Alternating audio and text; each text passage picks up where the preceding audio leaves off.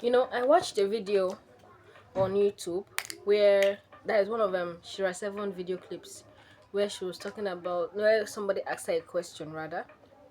A young lady asked her a question. The question goes something around like how do I stay motivated, concerning the future that I have in mind or what I want for myself, even if it's not happening now. Now she said, how do I stay motivated concerning that particular future that I have for me? Or even though I'm struggling currently. She used the word struggling. And there is something that Shira said that was very profound to me. She said, that's the problem. You don't use, crazy words on you.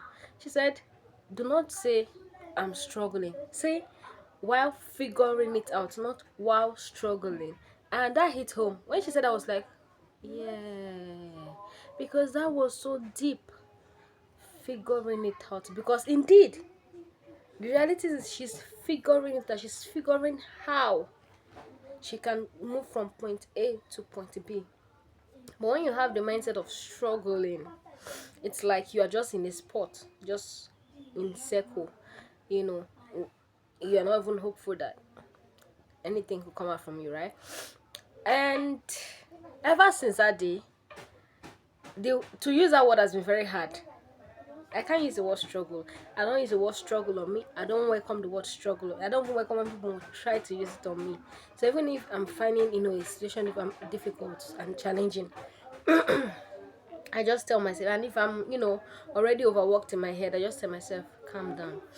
You are still figuring it out. So you will definitely move from this point to the next. It might take a while, though it may tarry, but surely and certainly it will come. This flight, let me take advantage of the noise and walk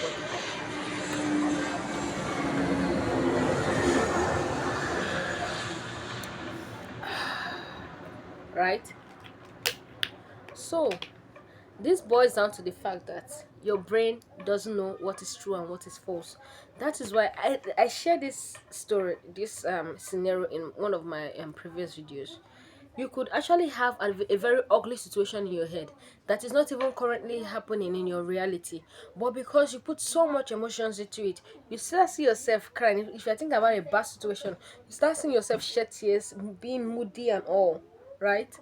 Although whatever you're imagining, whatever terrible thing you're imagining, it's not even happening currently. But the thing is this, your brain doesn't know what's reality, your brain doesn't know what's imagination. So I mean, do with whatever you will with that information.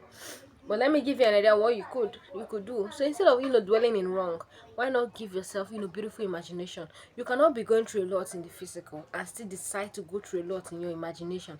Is something wrong with you? Something wrong with you? Why can't you speak life into you? Why can't you speak wholeness into you? Be careful of your words. Death and life are actually in the power of the tongue. So they that love it shall eat the fruit thereof. So the same way you actually want to speak, negativity around you is the same way you could actually, take time to speak positivity to yourself, right?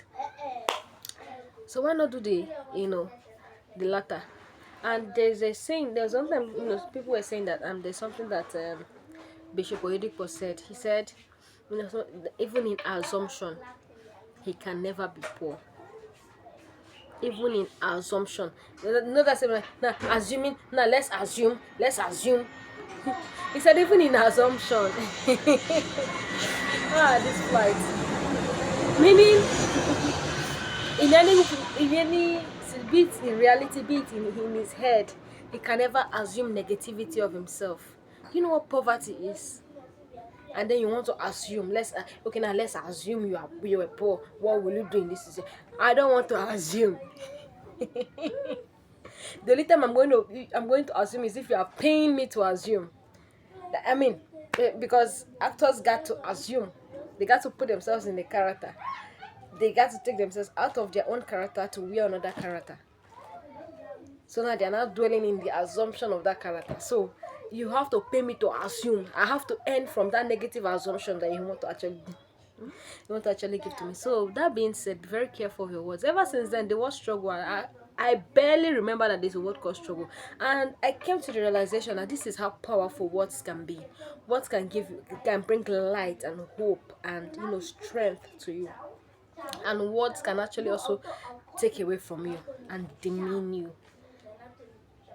I was surprised that ever since then, ever since Shira, said that, Shira someone said that, it's been, I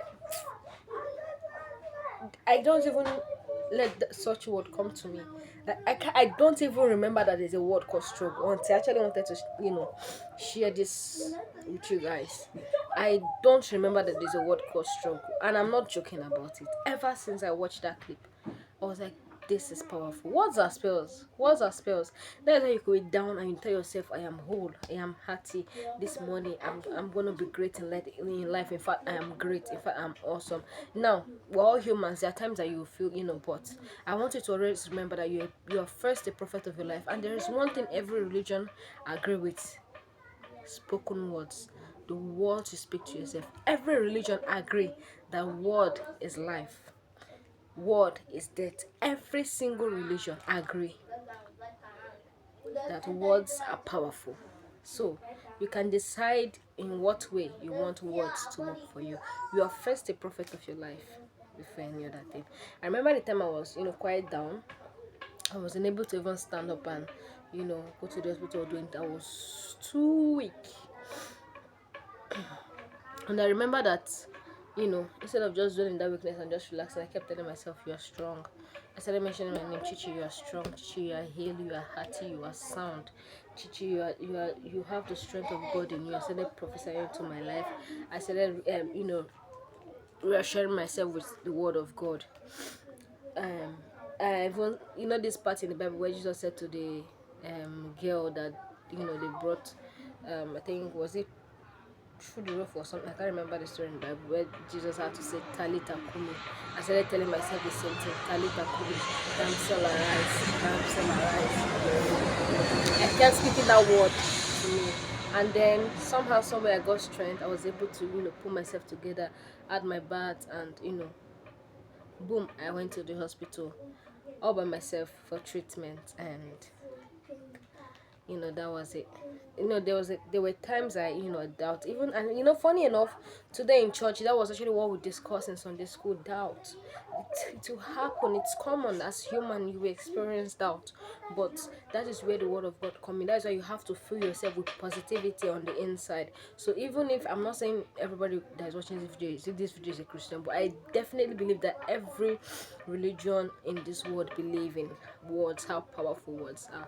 So we're taught that even in doubt, now the doubt will come, but that is why you have to be a scholar of the word, so that you're able to use the word of God to counter and combat that doubt, so that doubt doesn't creep in.